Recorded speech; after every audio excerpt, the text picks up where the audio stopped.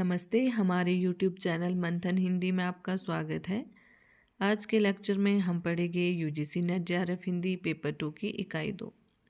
आज का हमारा विषय रहेगा अमीर खुसरो का जीवन परिचय, अमीर खुसरो और हिंदी, अमीर खुसरो की पहेलियाँ और मुकरियाँ। रामचंद्र शुक्ल जी की कुछ पंक्तियाँ हैं। जिस ढंग के दोहे, तुकबंदियाँ और पहेलियाँ आदि साधारण जनता की बोलचाल में इन्हें प्रचलित मिली, उसी ढंग की पद पहेलियाँ आदि उन्हें कहने की उत्कंठा इन्हें भी हुई। खुसरो के नाम पर संग्रहित पहेलियों में कुछ प्रक्षिप्त और पीछे की जोड़ी पहेलियाँ भी मिल गई है, इसमें संदेह नहीं है। ये आचार्य रामचंद्र शुक्ल जी की पंक्तियाँ हैं जो उन्होंने अमीर खुसरो के विषय में कही है। जो अमीर खुसरो है उन्हें तूतीय हिंद या हिंद का तोता नाम से भी जाना जाता है और इनका वास्तविक नाम क्या था? अब्दुल हसन यामीन उद्दीन खुसरो। अब्दुल हसन यामीन उद्दीन खुसरो। अमीर खुसरो का जन्म 1253 ईस्वी में उत्तर प्रदेश के एटा जिले के पटियाली गांव में हुआ था। ये दरबारी कवि होने के साथ साथ लौकिक परंपरा के भी पक्षधर थे। ये इतिहासकार, गणितज्ञ, भूगोलवेता, संगीतकार तथा साहित्यकार भी थे।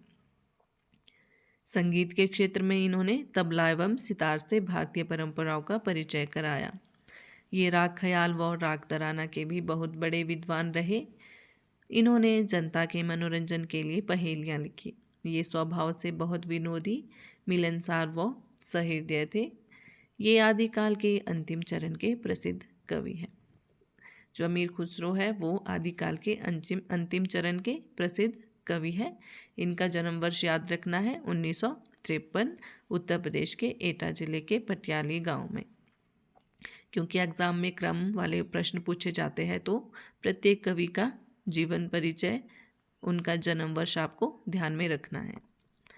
आदिकाल में खुसरो ने खड़ी बोली का प्रयोग अपने काव्य में किया। इन्हें खड़ी बोली का प्रथम कवि माना जाता है। खड़ी बोली का प्रथम कवि किसे माना जाता है? अमीर खुसरो को। इनके द्वारा रचित ग्रंथों की संख्या 100 बताई जाती है, जिनमें से करीब 20-21 ग्रंथ ही उपलब्ध है। कुछ प्रसिद्ध रचनाएं हैं इनकी: खालिकबारी, पहेलियाँ, मुकरियाँ, दो सखूने, गजल आदि। साहित्य के क्षेत्र में जिन विधाओं को इन्होंने जन्म दिया उनमें गीत प्रमुख है। उदाहरण के लिए एक गीत है उनका ये: अम्मा मेरे बाबुल को भेजोरी, काहे को बिहाय परदेस, सुन बाबुल मेरे। अमीर खुसरो का गीत है। अमीर खुसरो अलाउद्दीन के दरबारी कवि एवं निज़ामुद्दीन औलिया के परम शिष्य थे। गुरु कौन थे अमीर खुसरो के? निज़ामुद्दीन औलिया। और दरबारी कवि किसके थे ये? अलाउद्दीन के। इनकी मृत्यु 1324 ईस्वी में हुई थी। कब हुई थी इनकी मृत्यु? 1324।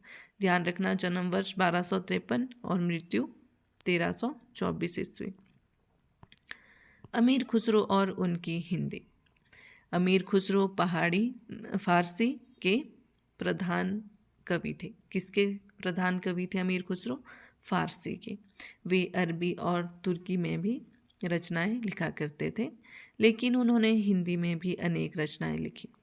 सल्तनतकालीन राजभाषा फारसी होने के बावजूद अमीर खुसरो ने हिंदी में क्यों रचनाएं लिखी, इस प्रश्न का उत्तर देते हुए उन्होंने अन्यत्र लिखा है: हिंदी भाषा फारसी से कम नहीं है, सिवाय अरबी के।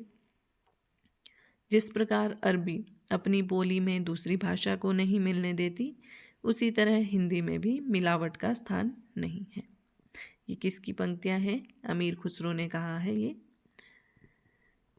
खुसरो ने यहाँ पर जिस हिंदी की बात की है वह 13वीं सदी के उत्तरार्ध और 14वीं सदी के आरंभ की है। खुसरो की रचनाएं तत्कालीन हिंदी भाषा में ही लिखी गई है। स्पष्टता ये सभी रचनाएं खड़ी बोली में हैं। उस समय इसे हिंदुई या हिंदवी कहते थे। क्या कहते थे खड़ी बोली को? हिंदुई या हिंदवी। खुसरो के समय की हिंदी खड़ी बोली संभवतः दिल्ली, आगरा, मध्य प्रदेश में प्रचलित थी। महाराष्ट्र के तत्कालीन प्रसिद्ध संत नामदेव 1270 से 1350। नामदेव का जन्म कब का है? 1270 में और मृत्यु 1350, जो कि खुसरो के समकालीन थे। उन्होंने अपनी काव्य रचनाएं इसी हिंदी खड़ी बोली में की। 13वीं शताब्दी तक खुसरो की इस खड़ी बोली में विदेशी भाषा के शब्द नहीं थे, परंतु उसके बाद स्वयं खुसरो ने भी अपनी हिंदी में फारसी और अरबी शब्दों का प्रयोग किया। इससे यह सिद्ध होता है कि खुसरोकालीन हिंदी खड़ी बोली में विदेशी शब्द बहुत ही कम थे और जो थे वे अपने मूल रूप में थे। खुसरो की हिंदी खड़ी बोली के समय काव्य जगत पर प्रमुख रूप से ब्रज भाषा, राजस्थानी बोलियां, अवधी का अधिकार था। खड़ी बोली उस समय केवल तत्कालीन जनसामान्य की आम बोलचाल की भाषा थी।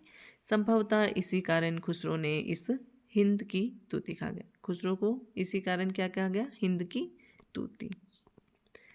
खुसरो की रचनाओं की खड़ी बोली का रूप देखकर आचार्य रामचंद्र शुक्ल ने कहा था कि यह आश्चर्य की बात है कि क्या खुसरो के समय तक भाषा घिसकर इतनी चिकनी हो गई थी जितनी इतनी उनकी पहेलियों में मिलती है। किसकी पंक्तियां हैं? रामचंद्र शुक्ल की। क्या कहा है उन्होंने कि यह आश्चर्य की बात है कि क्या खुसरो के समय तक भाषा घिसकर इतनी चिकनी हो गई थी जितनी उनकी पहेलियों में मिलती है। खुसरो की हिंदी भाषा की विशेषताएं इस प्रकार है। खुसरो की हिंदी आधुनिक खड़ी बोली में पर्याप्त साम्य रखती है। अधिकतर संज्ञा रूप दोनों वचनों में समान है, परंतु शब्दों में त्रिवर्णीय रूप से बहुवचन स्पष्ट होता है, जैसे टांगन, टांगों से, नैनन, नैनों से आदि। भारतीय आर्य भाषा की लगभग सभी ध्वनियों का प्रयोग मिलता है। जितनी भारतीय आर्य भाषा की सभी ध्वनियाँ हैं उनका प्रयोग खुसरो की भाषा में मिलता है। पुल्लिंग और स्त्रीलिंग बनाने के लिए ई या नी प्रत्यय का प्रयोग किया गया, जैसे मेहतर, मेहतरानी, ढोलक, ढोलकी आदि। कारक युक्त व कारक रहित शब्दों का प्रयोग मिलता है। कारक युक्त शब्द नार, ने, पीको, मोको, मुंह से, घरमा आदि। ठीक है, जैसे यहाँ पे ने कारक है, को कारक है, से कारक है। कारक रहित शब्द भी है, जैसे नार, खड़ी, आंखों, दीठा, घर जावे आदि। प्राय सर्वनाम के निम्न रूप मिलते हैं, जैसे अपने, मोही, तोही, वाको आदि। क्रिया के पूर्वकालिक, क्रियार्थक तथा कृदंत रूप क्रमशः इस प्रकार मिलते हैं: फिरी आई, मारन लगा, फूंकत फिरे आदि। क्रिया के पूर्वकालिक रूप और क्रियार्थक कृदंत रूप। प्रेरणार्थक शब्द भी मिलते हैं, जैसे बिसरावत, खटकावे आदि। अतः निष्कर्षतः कहा जा सकता है कि अमीर खुसरो ने खड़ी बोली को बहुत ही अच्छे ढंग से पहचाना और उसे रचनात्मक रूप दिया। उन्हीं के उद्यम के फलस्वरूप आज हिंदी खड़ी बोली का मानक रूप भारत की राजभाषा के रूप में प्रतिष्ठित हुआ है। अमीर खुसरो की पहेलियां व मुकरियां। अमीर खुसरो की पहेलियां हिंदी साहित्य में अपना विशिष्ट स्थान रखती है। खुसरो ने पहेलियों, मुकरियों, सुखनों, निस्बतों आदि के द्वारा रोचकता, कौतूहल, वैचित्र्य तथा विनोद की सृष्टि भी की है। डॉक्टर रामकुमार वर्मा के अनुसार पहेलियों, मुकरियों व शकुनों के द्वारा उन्होंने कौतूहल और विनय की सृष्टि भी की। उन्होंने दरबारी वातावरण में रहकर चलती हुई बोली से हास्य की सृष्टि करते हुए हमारे हृदय को प्रसन्न करने की चेष्टा की है। किसकी पंक्तियाँ ये? रामकुमार वर्मा की। खुसरो की पहेलियाँ आम बोलचाल की भाषा के साथ साथ समाज की शिष्ट और व्याकरण समस्त भाषा के में हमारे सामने प्रस्तुत हुई हैं। पहेलियाँ उनकी संस्कृत के प्रहेलिका शब्द का अपभ्रंश तथा तद्भव रूप है। अतः स्पष्ट है कि हिंदी में पहेली की परंपरा संस्कृत से आई, जैसे सीमंतिनिषु का शांता, राजा कोटभुज गुणोत्तमा, विद्वदमी का सदा वंद्या, अत्रेवोक्तम न बुध्यते। अर्थात सीमांतनियों में कौन शांता है? सीता। गुणों में उत्तम राजा कौन है? राम। विद्वानों द्वारा कौन सदैव वंदनीय है? विद्या। यहाँ उत्तर कहा गया है परंतु जाना नहीं जाता। पहेलियों में संस्कृत में दो रूप है, अंतरलापिका और अर्थात जिसके उत्तर पहेलियों में ही छुपे होते हैं। अंतरलापिका कौन सी पहेलियाँ होती है जिसके उत्तर उसमें छुपे होते हैं, और बहिर्लापिका जिनके उत्तर आपको ढूंढने होते हैं, जिसके उत्तर आपको पहेलियों में नहीं मिलेंगे, वो बहिर्लापिका। अंतरलापिका पहेली का खुसरो द्वारा रचित उदाहरण, जैसे बाला था जब सबको भाया, बड़ा हुआ कुछ काम न आया, खुसरो कह दिया उनका नाम, अर्थ करो या छोड़ो गाँव। क्या है? दिया इसका उत्तर। खुसरो कह दिया उसका नाम, तो दिया, इसी में आपको इसका उत्तर भी मिल गया। खुसरो की बहिर्लापिका पहेलियों का एक उदाहरण दृष्टव्य है। आगे आगे बहिना आई, पीछे पीछे भैया, दांत निकाले बाबा आए, बुरका ओढ़े मैया। इसका अर्थ क्या हुआ? भुट्टा। अतः अमीर खुसरो की दोनों प्रकार की पहेलियों में रोचकता और वैचित्र्यता थी।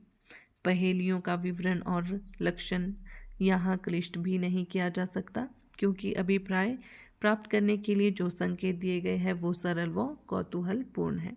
खुसरो द्वारा रचित मुकरियाँ भी एक प्रकार की पहेलियाँ ही है। मुकरी का अर्थ होता है किसी बात को कहकर मुकर जाना। क्या अर्थ होता है मुकरी का? किसी बात को कहकर मुकर जाना। निम्नलिखित उदाहरण द्रष्टव्य है, जैसे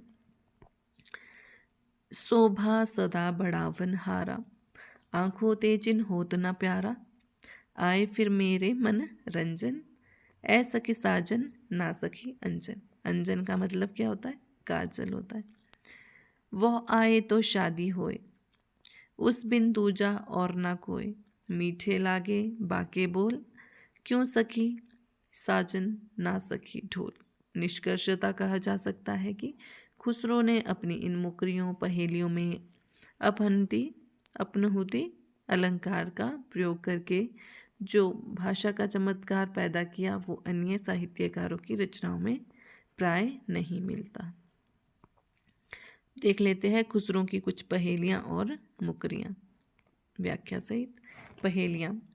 श्याम बरन की है एक नारी, माथे ऊपर लागे प्यारी, जो मानुस इस अर्थ को खोले, कुत्ते की वह बोली बोले। उत्तर क्या है इसका? भौं। भौएं आँख के ऊपर होती है जो। व्याख्या। अमीर खुसरो की इस पहेली में पूछ रहे हैं कि एक काले रंग की नारी या स्त्री है जो माथे के ऊपर लगी हुई होती है और सुंदर दिखती है। जो भी मनुष्य इस बात का भेद अर्थात अर्थ निकालेगा वही कुत्ते की आवाज़ बोलेगा। कुत्ते की आवाज़ मतलब उत्तर बताते हुए बोलेगा। उपरोक्त पहेली में खुसरो भौं के विषय में पूछ रहे हैं, जिसका उच्चारण करते हुए लगभग कुत्ते के भौंकने भौं भौं जैसी आवाज़ निकलती है। विशेष। खुसरो की पहेलियाँ अन्योक्ति अलंकार का अनुपम उदाहरण है। श्यामबरन की नारी खड़ी बोली हिंदी का प्रारंभिक रूप खुसरो की पहेलियों में मिलता है। एक और पहेली देखते हैं। एक गुनी ने यह गुन कीना, हरियल पिंजरे में दे दीना, देखा जादूगर का हाल, डाले हरा निकाले लाल। इसका अर्थ क्या है? उत्तर क्या होगा इसका? पान। व्याख्या देख लेते। अमीर खुसरो जी कहते हैं कि एक विद्वान ने एक कार्य किया। उसने हरियल पक्षी को पिंजड़े में डाल दिया और फिर जादूगर का ऐसा हाल देखा गया, अर्थात जादूगर ने ऐसा चमत्कारपूर्ण कार्य किया कि पिंजड़े अर्थात मुख में हरे रंग हरियल पक्षी अर्थात पान को डाला गया, लेकिन पिंजड़े से लाल रंग मतलब पान की पीक निकला। यहाँ खुसरो ने उक्ति व चित्र का प्रयोग करते हुए सरल बात को चमत्कारपूर्ण तरीके से प्रस्तुत किया है। उपयुक्त पहेली का उत्तर पान है, जो कि मुंह में पिंजड़ा में लेने से पहले हरा होता है, फिर चबाने पर उसकी पीक लाल हो जाती है। सरल हिंदी खड़ी बोली भाषा का प्रयोग हुआ है। एक और पहेली है। गोल मटोल और छोटा मोटा, हरदम वह तो जमी पर लोटा, खुसरो कहे नहीं है झूठा, जो ना बूझे अकिल का खोटा। इसका अर्थ क्या है? लोटा। ये कौन सी पहेली है? अंतरलापिक, क्योंकि इसमें अर्थ छुपा हुआ है, इसी में इसका उत्तर छिपा है। खुसरो कहते हैं कि एक वस्तु जो कि गोल मटोल है तथा छोटी हुए भी मोटी है। वह वस्तु हर समय जमीन पर लेटी रहती है, अर्थात जमीन पर डाल देने से वह वस्तु लेट जाती है। खुसरो कहते हैं कि जो यह बात मैंने बताई है वह झूठी नहीं है। साथ ही साथ खुसरो इस पहेली के विषय में पूछते हुए यह भी कहते हैं कि जो इस पहेली का उत्तर बता नहीं पाएगा वह अकिल या दिमाग का खोटा होगा, अर्थात उसमें बुद्धि कम होगी। उपयुक्त पहेली का उत्तर लोटा है, जो गोल मटोल व छोटा है तथा जमीन पर डाल देने पर लेट जाता है। यह पहेली अंतरलापिका है। इसका उत्तर पहेली में ही दिया गया है, हरदम वह तो जमीन पर लौटा। अकिल फारसी का शब्द है जिसका अर्थ है दिमाग या बुद्धि। नारी से तू नर भई और श्याम बरन भई सोए, गली गली कूकत फिरे, कोयलो कोयलो लोए। इसका क्या अर्थ है? कोयल। इसका उत्तर है कोयल। नारी से तू नर भई। खुसरो कहते हैं कि तू नारी के बदले नर लगती है, अर्थात नारी की अपेक्षा तू नर आदमी जैसी लगती है। तेरा रंग काला है और प्रत्येक गली में कोयलो कोयलो कहकर कूकती फिरती है। यहाँ कवि कोयल के विषय में पूछते हुए कह रहे हैं कि वह देखने में तो नर जैसी लगती है तथा उसका रंग काला है और वह हर गली में कोयलो कोयलो कहकर कूकती रहती है। यह पहेली भी कैसी है? अंतरलापिका है। मुकरियाँ, ये कुछ मुकरियाँ हैं, उसे देख लेते हैं।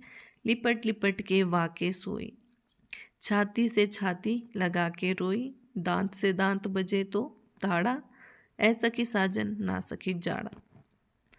व्याख्या, क्या कहते हैं इसमें? खुसरो पूछते हैं कि वह अपने साजन के साथ लिपट कर सोई और छाती से छाती लगाकर रोई। लिपट लिपट के वाके सोई, छाती से छाती लगा के रोई। जब उसके दांत से दांत बजे तो उसे डांट दिया गया, अर्थात तड़तड़ की आवाज़ आई। दूसरी सखी कहती है कि ये सखी वे साजन हो गए, तो नायिका कहती है ना सखी साजन नहीं, वह है जाड़ा। जब जाड़े की ठंड लगती है तो कैसी आवाज़ आती है? तड़तड़ की आवाज़ आती है ना।